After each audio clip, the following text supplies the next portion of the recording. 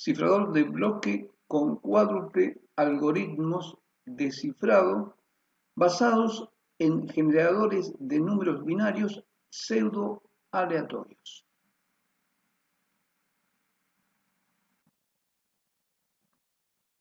Autores: el magíster ingeniero Andrés Francisco Farías y el ingeniero Andrés Alejandro Farías. Principio del cifrado de mensajes. Si tengo un texto plano y quiero transmitirlo en forma segura, necesitaré de un cifrador con su clave respectiva para obtener el texto cifrado. Cifrador de bloques. El cifrador de bloques divide al texto plano en bloques de igual longitud.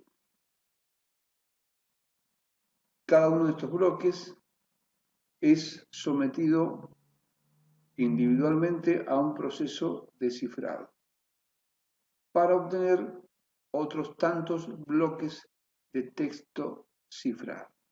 Estos bloques posteriormente se encadenan siguiendo algún procedimiento determinado.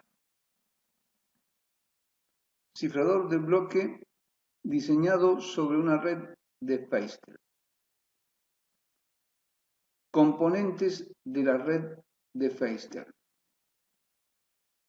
Los componentes de la red de Feistel son la red de Feistel para cifrado, la red de Feistel para descifrado, el algoritmo de cifrado, clave y subclaves, vector de inicialización, modo de encadenamiento, red de Feistel descifrado con el modo de encadenamiento OFB. Esta red tiene dos modos de operación. Un modo para el bloque 1 y el otro modo de operación para los bloques restantes. En el bloque 1 comienza la operación de cifrado con el vector de inicialización de 256 bits. Este vector se permuta, luego este bloque permutado se divide en dos partes iguales de 128 bits. Una de las partes realiza una operación XOR con la subclave que corresponde a esa ronda. El resultado de esta operación alimenta el algoritmo de encriptación. La salida del algoritmo de encriptación 1 se somete a una operación XOR con la subclave correspondiente a esa ronda. El resultado de esta operación alimenta al algoritmo de encriptación 2. La salida del algoritmo de encriptación 2 se somete a una operación XOR con la subclave correspondiente a esa ronda. El resultado de esa operación alimenta al algoritmo 3. La salida del algoritmo 3 se somete a una operación XOR con la subclave correspondiente al nivel.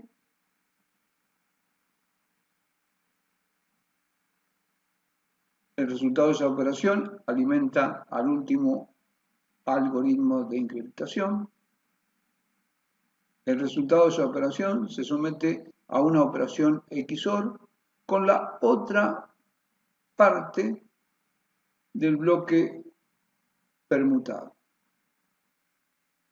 Una vez terminada las 80 rondas, los subbloques finales de 128 bits se unen para ser sometidos a una permutación inversa.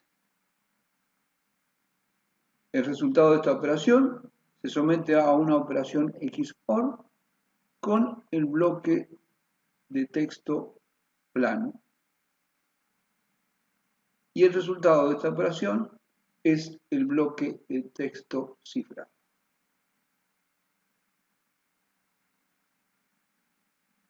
Para los restantes bloques, el proceso se inicia con la salida de la matriz de permutación inversa del bloque anterior. Una vez realizada la permutación con este bloque, este se divide en dos partes y se realizan las mismas operaciones que vimos para el bloque 1. Una vez realizadas las 80 rondas, se unen los últimos subbloques de 128 bits, se realiza una permutación inversa y el resultado de esa permutación inversa se somete a una operación XOR con el bloque de texto plano correspondiente a ese bloque en estudio para obtener el bloque de texto cifrado también correspondiente a ese bloque.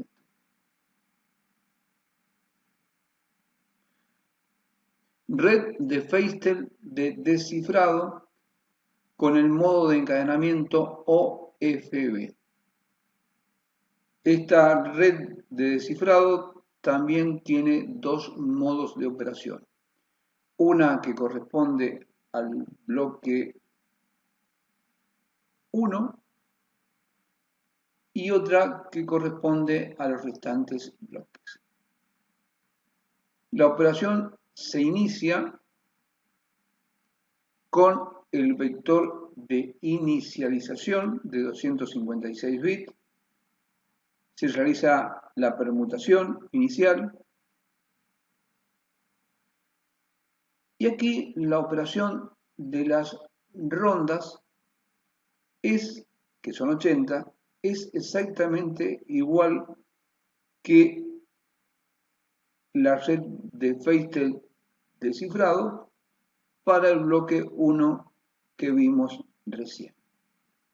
La única diferencia es que los bloques finales, subbloques finales, se combinan, se permutan en forma inversa y la operación XOR final aparece el texto cifrado,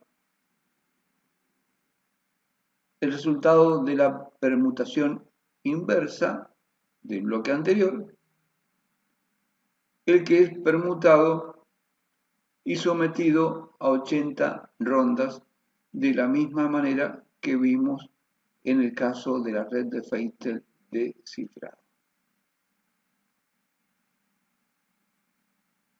Finalmente, la operación XOR se realiza con el texto cifrado del bloque con el cual se está trabajando y se obtiene el texto plano del bloque con el cual se está trabajando.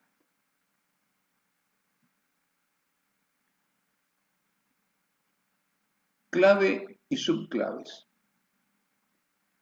Se trabaja con una clave de 128 bits, la que es permutada, y luego se divide en dos bloques de 64 bits cada uno.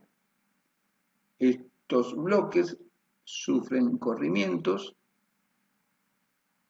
Posteriormente, Se unen los bloques, se somete a una nueva permutación y se obtiene la subclave correspondiente a la primera ronda. Esta operación se repite 80 veces para obtener 80 subclaves que corresponden a las 80 rondas. Algoritmos de cifrado. Los algoritmos de cifrado son 4. Ingresan al algoritmo 128 bits. Estos 128 bits cargan los estados iniciales del generador binario, se realizan 128 ciclos y se obtiene una salida de 128 bits. Los 4 algoritmos trabajan igual.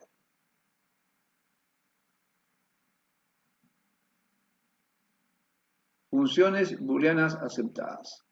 En las tablas aparecen las funciones de 3 y 4 variables que fueron aceptadas para equipar a los generadores.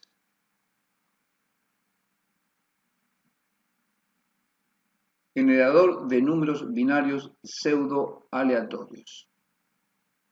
El generador está compuesto por 3 generadores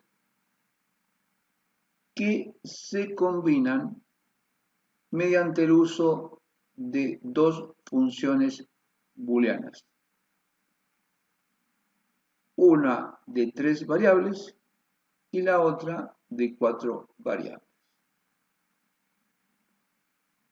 Cada generador está compuesto por 3 registros de desplazamiento con retroalimentación lineal que se combinan mediante una función booleana. Tenemos 4 generadores, uno para cada algoritmo de encriptación. Definido el cifrador de bloque, realizamos operaciones de cifrado sobre un mismo texto plano y con 100 claves distintas, con lo cual obtenemos 100 muestras, las que son sometidas, cada una de ellas, a pruebas estadísticas para determinar su condición de aleatorias. En la tabla se indican las pruebas elegidas, la longitud binaria del fragmento de texto es de 25.600 bits y la hipótesis nula es que el p-valor sea mayor que 0,01. Realizadas las pruebas, hay, según la norma, 2 modos de interpretar los resultados. Primero, la proporción de muestras que pasan los tests. Y segundo, la uniformidad de los p-valores que corresponden a cada test. Para analizar la proporción de muestras que pasan las pruebas, realizamos una operación gráfica, donde tenemos un límite superior y un límite inferior en función de la cantidad de muestras y del nivel de significancia. En este caso, alfa es igual a 0,01. Realizado este cálculo, graficamos los límites superior e inferior. En la tabla se indica el resultado de las pruebas. Con los datos de la tabla anterior, realizamos un gráfico de puntos para determinar si los mismos caen dentro de los límites. Efectivamente, Esto es así, por lo tanto, la proporción de muestras pasan efectivamente las pruebas. Para determinar la distribución uniforme de los p-valores, realizamos para cada prueba el cálculo del chi cuadrado. En base a estos resultados, determinamos el valor de P para cada frecuencia y lo comparamos con el P valor de referencia que tiene que ser mayor al 0,001. Por lo que vemos en la tabla, se cumplen estas condiciones en todos los casos. En la última tabla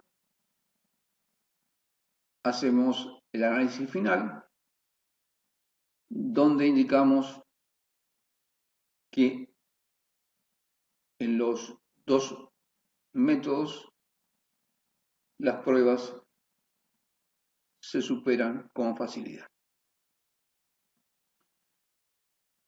Finalmente hacemos un gráfico de frecuencia de caracteres de texto plano, luego un gráfico de caracteres de texto cifrado y finalmente hacemos la comparación de frecuencias de caracteres de texto plano y texto cifrado, donde se nota una importante diferencia. Muchas gracias por su atención.